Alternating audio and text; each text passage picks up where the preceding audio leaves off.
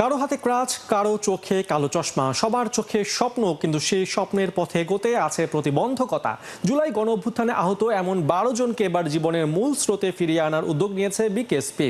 পুনর্বাসন ও দক্ষতা উন্নয়নের লক্ষ্যে বিকেএসপিতে শুরু হয়েছে বিশেষ ক্রীড়া প্রশিক্ষণ ক্যাম্পের। বিশেষ এই ক্যাম্পে 3টি ক্রীড়া বিভাগ, আর্চারি, টেবিল টেনিস ও শুটিং থেকে নির্বাচিতদের 1 মাসের ফাউন্ডেশন ট্রেনিং দেওয়া হবে। এরপর আরও 2 মাসে নিবিড় প্রশিক্ষণের মাধ্যমে তাদেরকে প্যারালিম্পিকে অংশগ্রহণের উপযোগী করে গড়ে তোলা হবে। যুব ও ক্রীড়া মন্ত্রণালয়ের উদ্যোগে এবং বিকেএসপির ব্যবস্থাপনায় আয়োজিত এই ক্যাম্পের উদ্বোধন করেন বিকেএসপির মহাপরিচালক ব্রিগেডিয়ার জেনারেল মোহাম্মদ মনিরুল ইসলাম। উপস্থিত ছিলেন জুলাই শহীদ স্মৃতি ফাউন্ডেশনের প্রধান নির্বাহী কর্মকর্তা লেফটেন্যান্ট কর্নেল অবসরপ্রাপ্ত কামাল আকবর। নিশ্চয়ই আমরা সবাই দৃঢ়ভাবে বিশ্বাস করি যে এই ৩৪শে জুলাইয়ের মাধ্যমে দেশ যে মুক্তি পেল, এটা একটা বিশেষ অধ্যায় বাংলাদেশের জীবনে।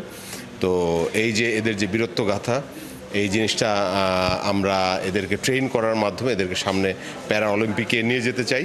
এবং প্যারা অলিম্পিকে গিয়ে আসল উদ্দেশ্য হচ্ছে গিয়ে এই বাংলাদেশের যে তরুণ ছাত্র সমাজ, তারা যে আন্দোলনের মাধ্যমে দেশটাকে একটা নতুন পর্যায়ে ভিন্নভাবে নতুন একটি বাংলাদেশ উপহার দিয়েছে, তাদের এই বীরত্ব গাথাটা যেন প্যারা অলিম্পিকের মাধ্যমে সারা পৃথিবীতে সবাই জানতে পারে। মেইনলি প্ল্যান করেছি আর্চারি, শুটিং, টেবিল টেনিস, এই 3টা আমাদের প্ল্যান করা ছিল। কিন্তু আমরা সুইটেবিলিটি চেক করার পরে আমাদের শুধু যে নর্মাল খেলাধুলা তাই নয়, আমাদের স্পোর্টস সায়েন্স আছে, স্পোর্টস সায়েন্সের মাধ্যমে আমরা তাদেরকে চেক করব যে তাদের কোনটার জন্য তারা সুইটেবল হবে। সেটা চিন্তা করে আমরা তাদেরকে অ্যাডভান্স যে ট্রেনিংয়ের জন্য আমরা চেষ্টা করব ইনশাল্লাহ।